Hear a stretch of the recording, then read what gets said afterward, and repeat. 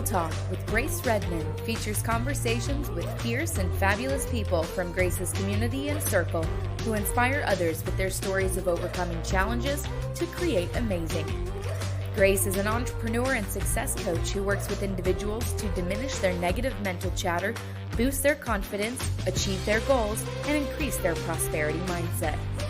Get ready for a series of anything goes conversations with remarkable men and women that will get you jazzed for life's unlimited possibilities of success, freedom, and fun. Welcome to Real Talk with Grace Redman. Hey loves, it's Grace Redman. Thank you so much for joining us today on Real Talk, where I have the privilege of connecting with incredible people from my circles and communities. And today I have the honor to be here with Betty Shamieh. Betty is a screenwriter. Her off-Broadway premieres include Roar at the New Group, starring Emmy-nominated 𝗕𝗲𝘁𝘁𝘆 𝗦𝗵𝗺𝗺. 𝗕𝗲𝘁, directed by Marissa Tomei, was produced by Naked Angels at the Duke Theater in 2007, starring Gabby Hoffman and Ron Cephas Jones. Fit for a Queen had its world premiere at the Classical Theater of Harlem in October 2016. Betty is a graduate of Harvard College and the Yale School of Drama. She was awarded a Guggenheim Fellowship in 2016.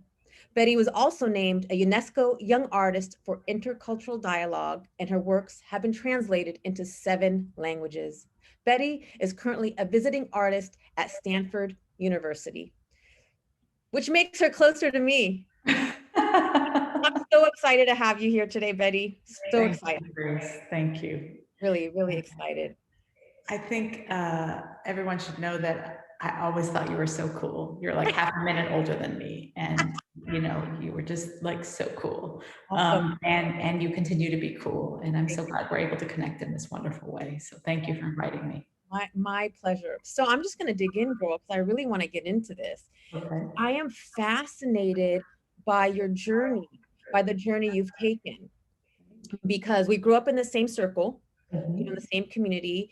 And although my grandfather, you know, he was a principal and a teacher, and he advocated, you know, education. And, you know, in college, that wasn't the story that I created in my mind. The world around me didn't tell me, you know, go away to college and pursue your dreams. The world around me told me, for you to be worthy, you need to get married by the age of 21, or else you're less than.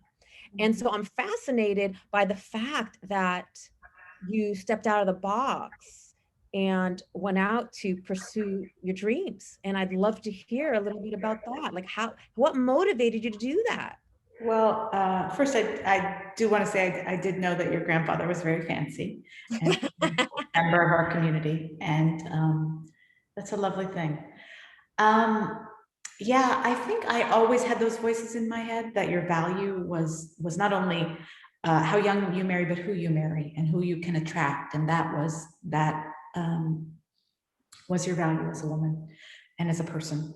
And it affected a lot of the choices I made. And I think what happened to me was, you know, I went to UC Berkeley first, and I had, my father was incredibly supportive. He, you know, couldn't afford to go to UC Berkeley. He went to San Francisco State. So the fact that I got in was a big deal to him.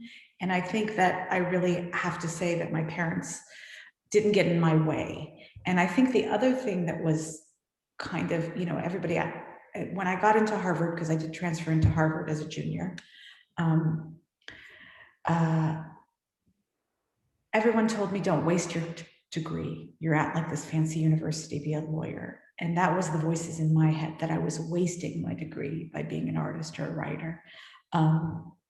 And so I had a lot of different voices that I was continually like fighting in my head. But I think for me, you know, as I'm now, you know, because I have a young child, and you know, my husband and I are trying to have more. It's interesting because I kind of feel like I did everything opposite people who married very young, and that has its pluses and its minuses. I'm a little more tired, like, you know, like, but I think it's interesting. So I think one of the things that really freed me is nobody expected much of me. Like, I think if I was a a man in our community and I went to Harvard, they would have been like, if you're not a lawyer or a doctor, you're a loser. And because they just assumed I'd get married and live off someone, it was kind of, I was actually more free than I would have been if I was a guy who got into those fancy kinds of schools. And that was something people don't really expect to hear from me, you know? So. Yeah, so tell me more. What do you mean, like you were more free? Did you have more freedom, or did they have less expectations? Tell me. They had lower expectations. The idea was that I would never have to, you know, which is crazy living in Silicon Valley, that, you know, one income families can make it, you know, that I would never have to actually support a family or be, you know, a financial contributor. So that made it, so like I feel like when I told my parents and my people that I wanted to be a playwright, because it's also very weird what I did. You know, I went and did theater, which nobody knew anything about. And to them, it was like I was going and become, you know, being a professional knitter. Something random and like, why? And so, and I think because I was a woman and they thought I'd just get married and have kids eventually, you know, I could do these fancy things, but my value, I used to like lament. I said, I could win the Nobel Prize for literature. And if I don't get married and have children, I'm going to be like a 𝗧𝗵𝘁𝘁𝘆 in my family. And you know what I mean? And that was a very significant, you know, voice in my head. And I hope that the next generation doesn't feel that way. And what's also very interesting to me is, like, we're from a very specific cultural background with a lot of its baggage. But it was surprising to me how many women at Harvard and Yale had those voices in them. And they were from, you know, families that were very sophisticated and, you know, multiple generations of educated working grandmothers and mothers, you know, and I think it's a universal female issue. And I think, you know, we're kind of associated as Arab women with, you know, being subjugated and held down. But one of the things that was surprising me was how much just being a woman, your value is how attractive you are, or what kind of man you can attract, and, you know, how early you can do it. And, you know what I mean? Like, so. And it's interesting how you say that that it's a universal. I think it's also universal. And that's why I believe it's so important for us to have these conversations. And, you know, I'm making an effort to, you know, have these cultural workshops with 𝗕𝗲𝘁𝘁𝘆 to show, like, okay, these are cultural messages that are universal, and we can change that. We can change the story. A woman's worth doesn't have to be tied to her getting married or to her having children. Regardless of what a woman does, if she does get married or if she doesn't, if she has children or if she doesn't, she's worthy no matter what. So I'm really excited that you brought this subject up to show, like this is universal, and us women have been dealing with this voice, this story for generations, and now it's time to change that story and create a new narrative to show that, to tell these young girls, no matter what you do, regardless of what you choose to pursue, you're worthy. Your worth is not tied to being a mother or a wife. Although being a mother and a wife are wonderful, that's not tied to your worth. Absolutely. And also, you know, we live in a generation where most women have to work. Most women who, you know, and especially if you're living in a place like Manhattan or anywhere in the Bay Area, practically, you know, and so the expectations that, and one of the challenging things that I think that's going to be for the younger generations is we have to do it all. Do you know what I mean? We're expected to be the soccer mom and the helicopter parent and the working mother, and, you know, and do bake sales and crazy stuff that, you know what I mean? And be part of, you know, a church or a mosque or a synagogue or whatever, you know, is your ilk, you know what I mean? And it's just, I think that's what's overwhelming, you know, for our generation. And I hope it changes the expectation that, you know, you have to be as good as a man and as good as a woman. Do you know what I mean? Like in your as good as a man and a professional, and as you know, involved as a mother, as a non-working mother. And so it's a lot. We're a transitional generation, you know, and it's interesting how we will change it, how we, even in this generation, will change it for, you know, in our own dynamics, in our own relationships, in our own expectations for ourselves. And, you know, what makes a successful life and what makes a successful parent or member of a community looks different for every couple and every person. So. Absolutely. Well, I am going to be a little vulnerable here. And I was that person. Like, I was that woman that I was running the business and I had the kids, and then, I'm the oldest, in my family. So I was taking care of the outside family, the inside family, the business, the room parent. Right. I mean, as I look back, like, one of my coaches said, you're writing your death sentence. Like, what are you doing? Right. And as I look back, I'm like, I don't know what the F I was doing. I was creating a desk. Like, that was like getting up at 6 a.m. and going till midnight just so I can prove my worth, like that I can be a career person and the mother and it was, I hurt myself. And that's something I really hear. And that's something I hear not from almost every woman who, like yourself, is contributing and high powered and making a difference in their world, and having, it's like that we are actually driven into the ground at some level. And I mean, I'm kind of a tough broad, you know what I mean? I lived in New York a long time. I'm, it's funny, I'm quiet, but if you tangle with me, you know that I'm a New Yorker. Do you know what I mean? Like, because it's funny, I know New York better than San Francisco, because I moved there as a, in my 20s. So that's my city, you know what I mean? Like, so this is all to say, we all have multiple like identities, and I talked about it a little earlier. And I used to like relish in being like, bring it on, I could take it. Do you know what I mean? Let me have another job. Let me do another thing.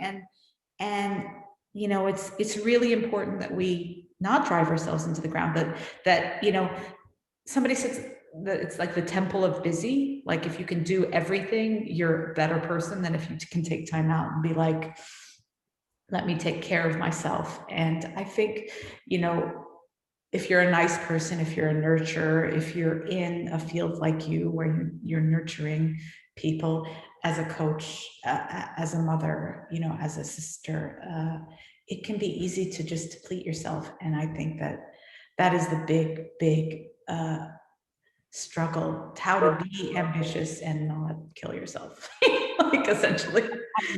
Absolutely, 100%. And so I've been learning that, and that's why I'm so passionate about teaching. Like, rest is self-care, and you're going to be more productive when you take the time out. And how can you give from an empty cup? So, I saw the women before me giving from empty. And like you said, they would be depleted, and then that would create depression and anxiety, and then physical illness, and all kinds of challenges.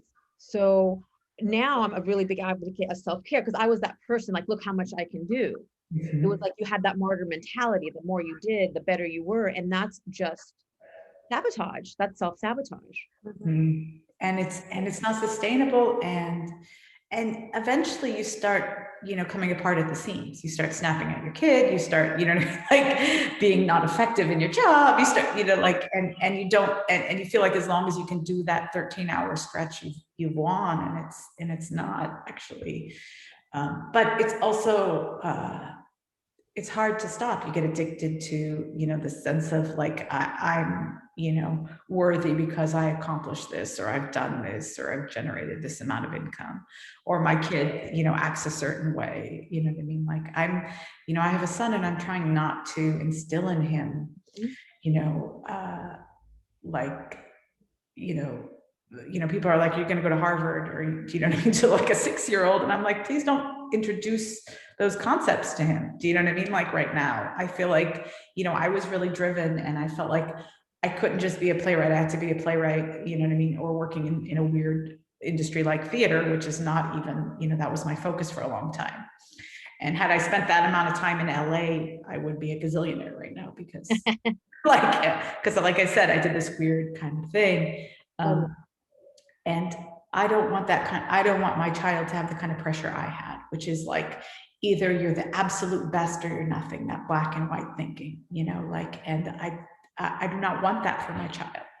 And, and I'm actively trying to not encourage that kind of, you have to do this because your parents did this, or this means you're worthy or smart, gifted, so, and it's hard, because because the society tells you, I mean, it's a competitive world that we're sending our children into. And, you know, I lived in a different, I moved with my husband and my son to Miami for a couple of years. And, you know, I had only really lived in Manhattan and Silicon Valley. And I didn't know what it was like to live in a place where you don't have to struggle every minute in order to afford where you are. Or, you know what I mean? Like, you know, you can live very easily in Miami, you know what I mean? And nicely, and have a wonderful life. And I feel like when you raise your kid, or you raise up in this kind of environment, it's really hard to also do that. You know, we are in the most industrialized nation and in the most competitive markets in those, and it was me moving around outside of my comfort zone. Because if you had told me I was going to move to Miami, I would have been like, never, you know, like. Oh, I can't wait to get to Miami. Well, it's a hard place to live, you know. I mean, it's tough. It's like the #1 drug abuse, #1 medical fraud. Yeah, it's tougher than most places, but it's also an easier life. You know, you can buy a house, you can live comfortably, you're by the beach, you know, and it just made me realize there's different ways to live and be successful that, you know, that I didn't experience in where I grew up and where I chose to live. So. I could totally relate. And what I've been making the effort to do the same with my boys. Mm-hmm. And I also learned that, I mean, there was a lot of emphasis put on money when we were growing up. Absolutely. And I've learned that money is energy. Mm-hmm. That money comes to you. It's like we are in an abundant world. Like when I go out to do my hikes and I see the bay of water full of water, the sky, like the world is abundant. So I teach my kids, you know, money is energy. It's your birthright. Abundance is your birthright. You have to take action to it, but I'm making an effort not to put that pressure on them. And money is great because it just gives us freedom, but having them change the mindset around the beliefs and mindset around money, because my mindset around money was you had to be worthy to get it. You had to earn it, like, and by earning it meant you had to be worthy and you had to completely bust your ass. But that's not true.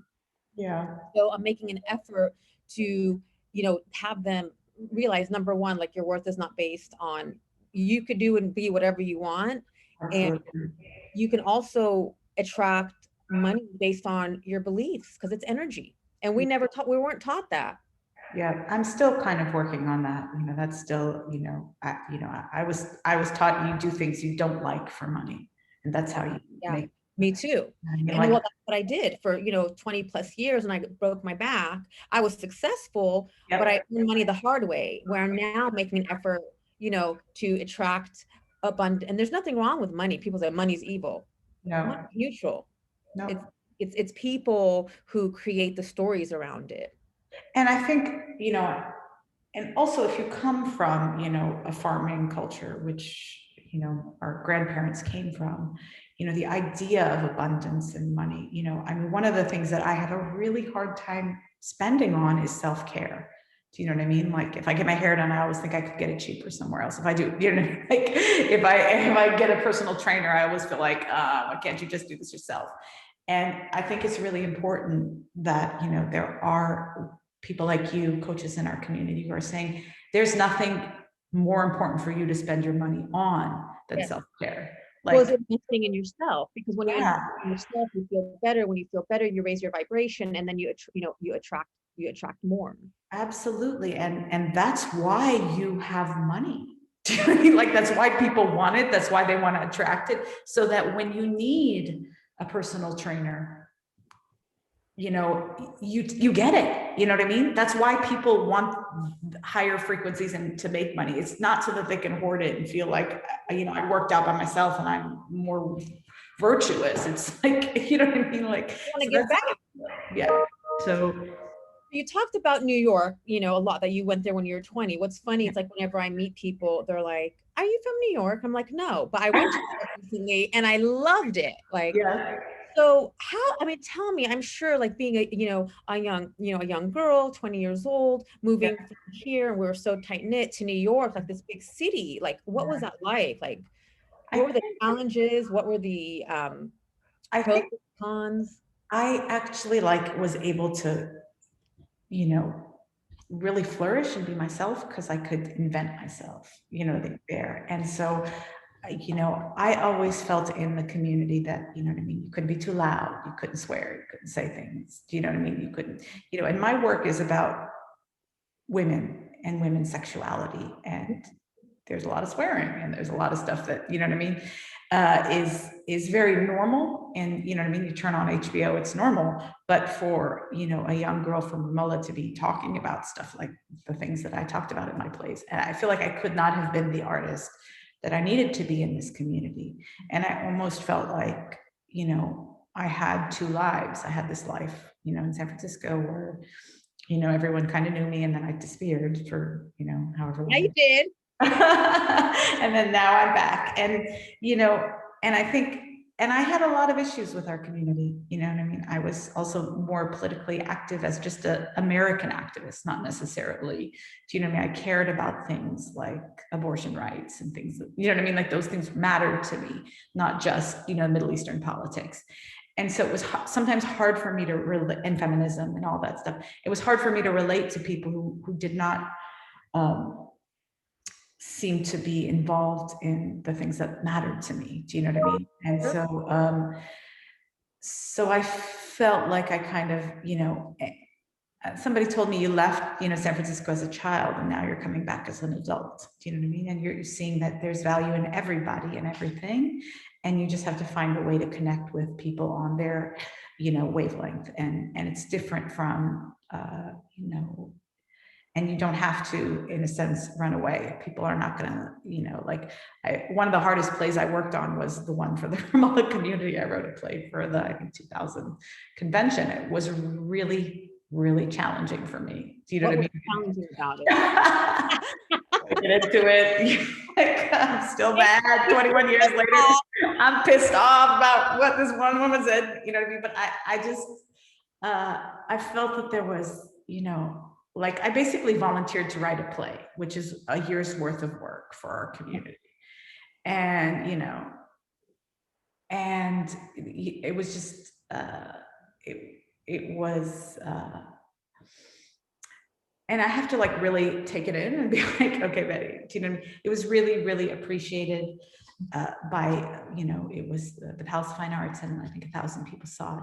It was lovely, that experience. It was a time machine where two kids from the San Francisco community go back and see 𝗲𝗏 at different stages. My mom was in that, I think. Yes, she was. I just chilled and just got emotional. So thank you for taking me back to that memory. I remember the stage. I remember, wow, thank you, Betty. Yeah. So, and there were squabbles that really hurt me in that process. You know what I mean? Like, and I was like, I volunteered a year. I don't think you guys would take a year off your store, or, you know what I mean? Like, I mean, it doesn't take me a year to write a play, but it's that equivalent. Do you know what I mean? And it was one of the most challenging experience, because I'm an artist and I'm like, no, you're not cast and you are, and you know what I mean? You know what I mean? Like, and that did not work in that scenario. So everybody wants to be the leader, like everyone's, wants to be at a table.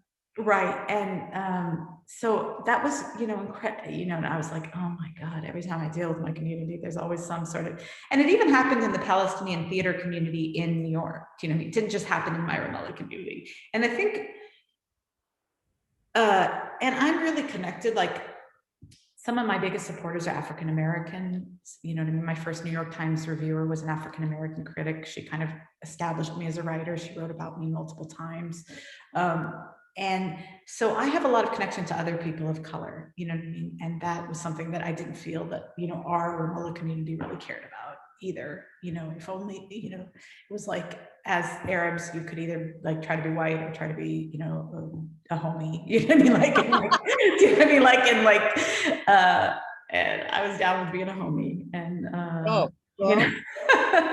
we post about this the other day, with everything that was going on, and I talked about how, like, in my community and growing up in school, like we all got along, together well. The Latins, the whites, the Polynesians, the Arabs, like there was no there was no distinction. Like we were one race, we were one family. Yeah. And I think that's an important message for us to also, put out there as we move forward, whatever we're doing. Like, we're one race, it doesn't matter. Absolutely. Absolutely. So, but I think I give, from your own community, you're more vulnerable, you're more open, you're more giving. And then I started realizing, your community is people who I think, like everyone has to balance giving and taking. Yeah. And I feel like your true family are people who give and take in the ratio that you do. Absolutely. Do you know what I mean? Like, and it's not about whether you're born in this community or whether you look like me, or it's actually, are you somebody who, you know what I mean? And maybe I'm more of a taker than more of a giver. I'm not saying I have the right connection. It's just, that's how you find your people. You know what I mean? Yeah. That's your comfort level, you know what I mean? And to me, finding, really looking at the value of the person and how they connect with my life, not the value of the person in general, everyone has the same value, of course, but the value of them to the ability to connect with them, you know what I mean? Well, I'm going to mess up this word. I messed it up all the I always mess up the word. Reciprocity. Yes. Yes. Give and take, and right. And you create your tribe. Absolutely. And that's how you find your people. Do you know what I mean? You're like, oh, I overgave, or, oh, you know what I mean? Like I undergave, or, oh, you know what I mean? Like, which happens a lot too. There were times in my life where I could have been more generous as an artist, and that's something I'm learning how to do, mentoring younger writers, particularly women, is really important to me, this stage in my game. So, yeah. I love it. And I love our community. Mm-hmm. And I'll tell you why, because I get to connect with women like you. If it wasn't for our community, if it wasn't for the club, I, would never know, Betty Shamieh or 𝗕𝗲𝘁𝘁𝘆 or Blanche or yeah. any of you. Like, I feel like also there are so many pros to our community that bring us together. Absolutely. That plus I love our food. And the other amazing thing is our parents immigrated to this country, our grandparents, our parents immigrated here, and they worked so hard to really give us a better life. And I'm so grateful for that. And I'm grateful for the community that we were raised together. We grew up together. And I know that even if I hadn't seen you for, 10, 15 years, it didn't matter. Like if I picked up the phone and I said, hey, Betty, it's Grace. And even if I haven't talked to you in 15 years and I said, I need something, girl, you would be there in a heartbeat. Absolutely. Absolutely. So although there's all of these cultural messages that we really need to work on shifting and changing, I also honor and value, the amazing things that our culture and community did bring to the table for us, because we have each other. That is so lovely, Grace. And I'm really going to take that in, and I really was so excited that you were working with Tiffany and kind of targeting, our community and like lifting up the women of our community, which is what you're doing with this podcast. That's incredible, in my opinion, because I tend to not want to deal. Do you know what I mean? Like, I'm like, I don't want to deal. And I think one of the big problems with our community is the amount of gossip. Do you know what I mean? Like, I feel like if I tell this cousin will hear it, and if I tell that cousin will hear it, and you know what I mean? Like, and I think that was, I'm a confessional writer, which is like, if you open a book of mine or a play of mine, you will know exactly what I'm thinking about everything from G-rated to X-rated, you know what I mean? And so I'm somebody who likes to share a lot. So I was raised with the messaging that you have to present a pretty picture more than like just be your messy self. Oh yeah. And so, and you know what I mean? And I think that for me, the kind of presenting of oneself, you know what I mean, as a member of a family where everything's perfect all the time and everybody loves each other and everybody, which is not the case in any family. I think that has made it hard for me to connect with other people from our community. No, I mean, I'm just going to even be more vulnerable here. My mom, she, passed away at the age of 50 because she tried so hard to conform to that perfect picture. Right. Sorry, Mom. But the perfect but there is no perfect picture. And so then I, like you, was like, okay, everything has to be perfect and everyone has to be perfect. And you tried so hard, but there's no perfect, you know, and there's no perfect. And for me, what I've been doing over the last few years to making an effort to be vulnerable has really been hard, because I know that, you know, there are people who could say whatever, and I've had to learn, like, I know who I am regardless of what they say. I want to take off my mask and be me.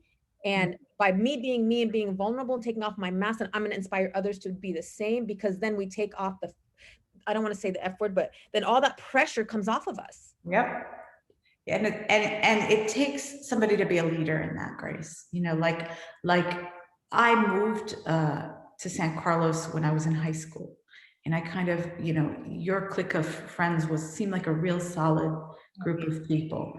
And I did not have that, you know, within the 𝗲𝗏𝗺𝗺 community. I did not, you know, I didn't have that partially because I didn't feel I could be myself and do the things that a high school girl wants to do. Do you know what I mean? You know what I mean? Because I felt like, you know what I mean? Like,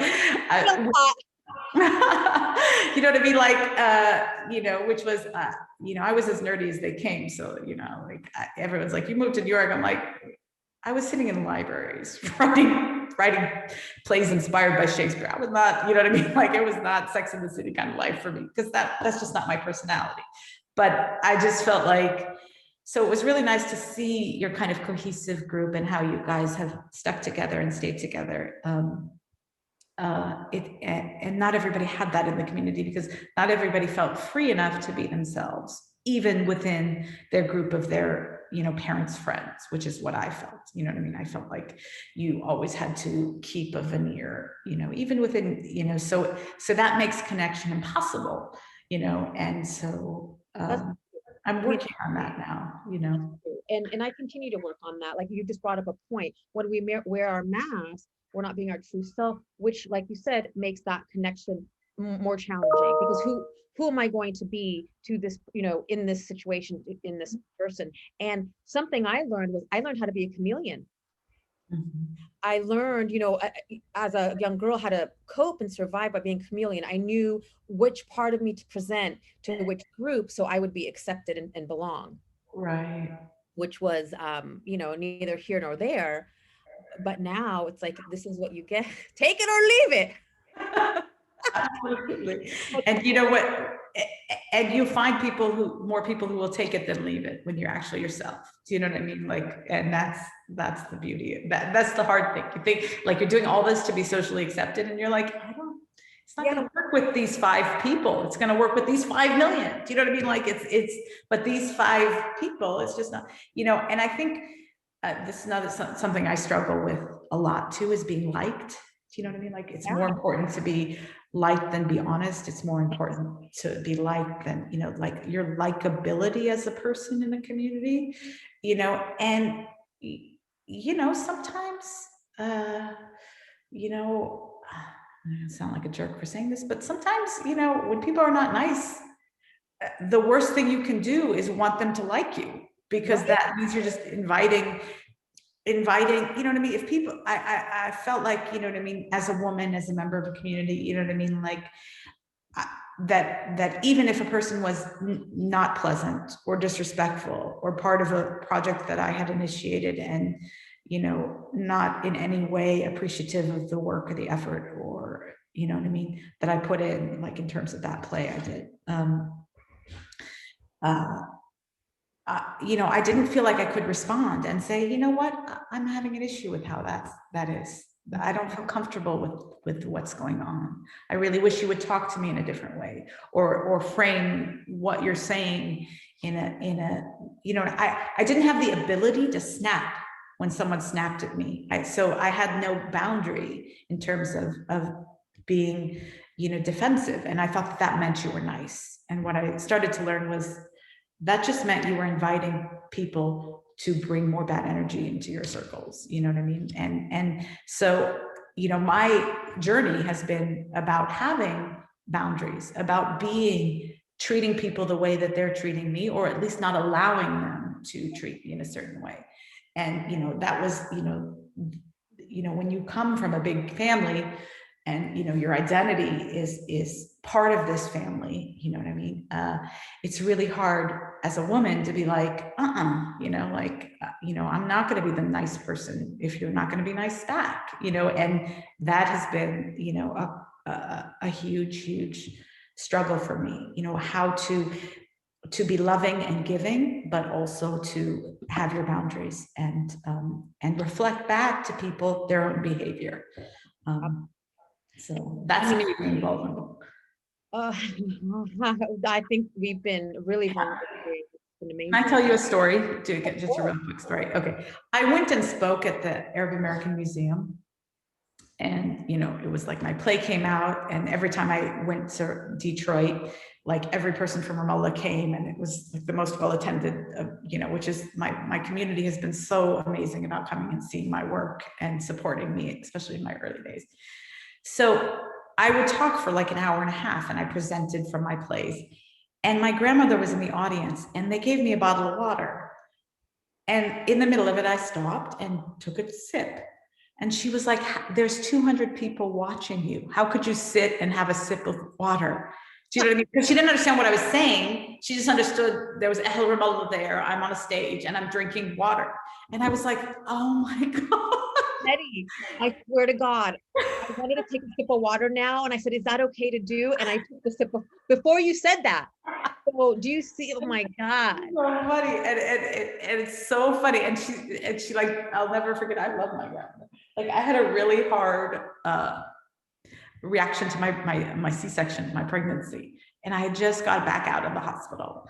And she's like, I love you, Betty. You know, and I'm an old lady. You need to have another kid immediately. And I was like,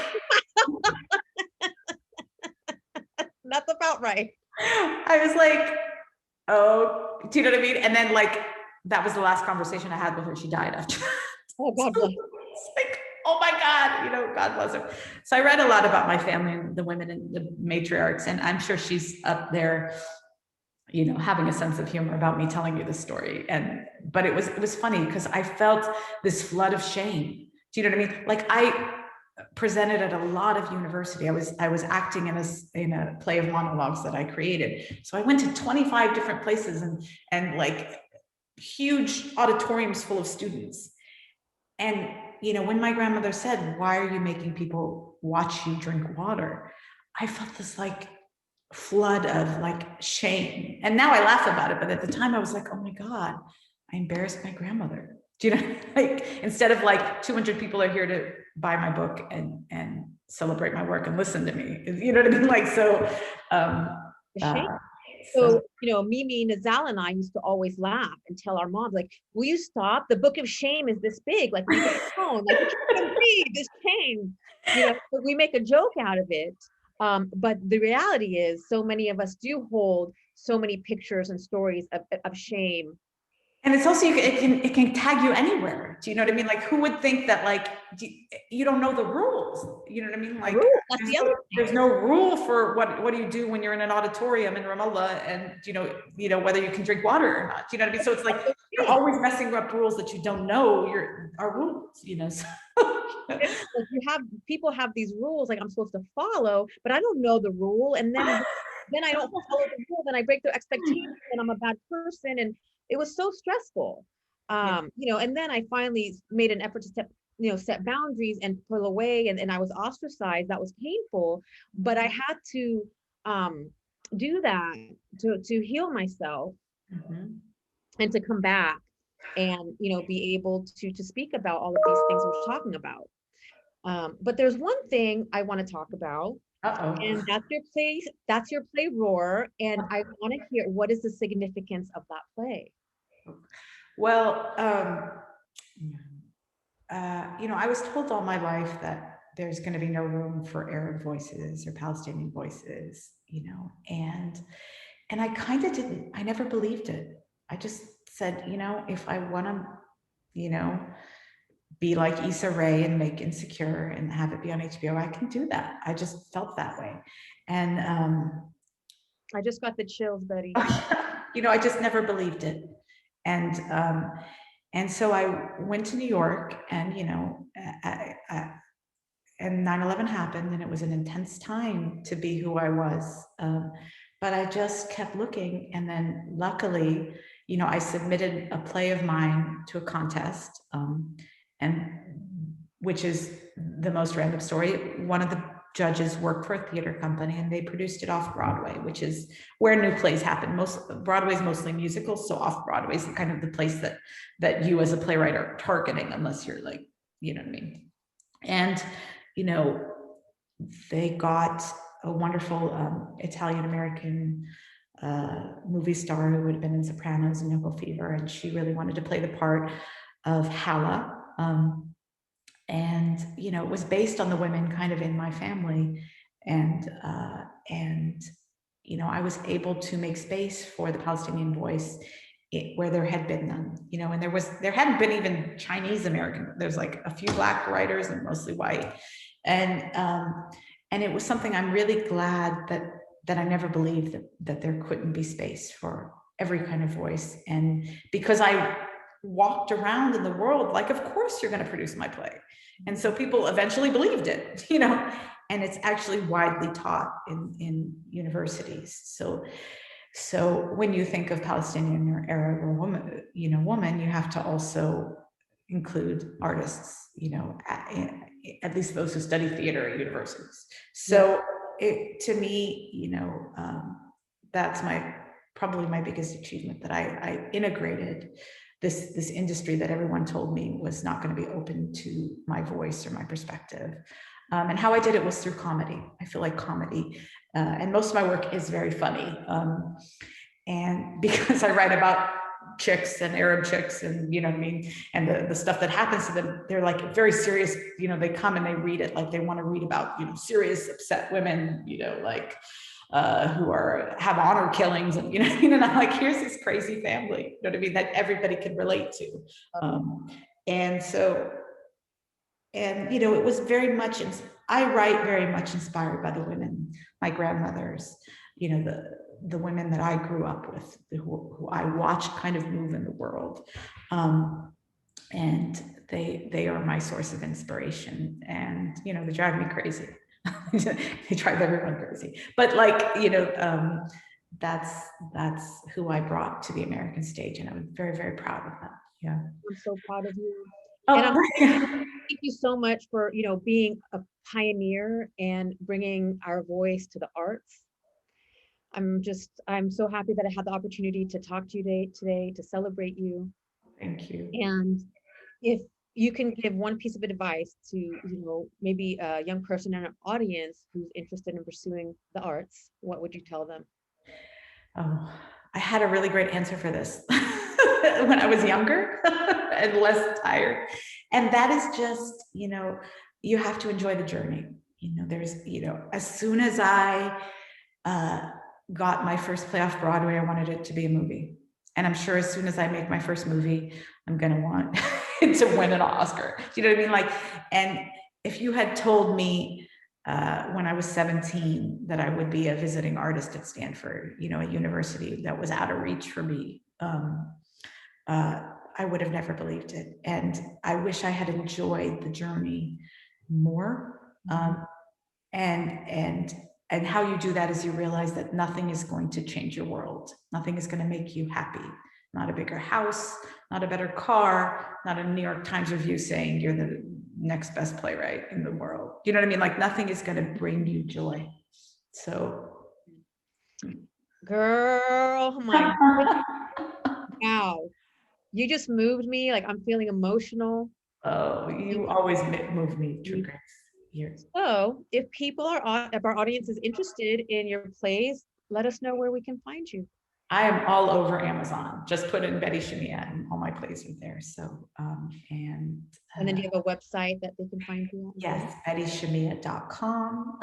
And that has all of my, you know, stuff that's happening around town. Thank you. It was such a pleasure. I'd love to have you on again, and because I think we can dig even deeper into other stuff. I mean, thank you so much for being open and honest and vulnerable, and that's what it's about. Real talk, taking off the mask, and I think we both did that today. It's been a lot of fun. Thank you for having me, Grace. My pleasure, my pleasure.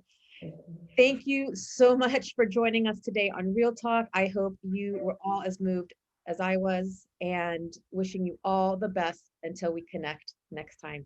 Thank you so much, and make it a fabulous day.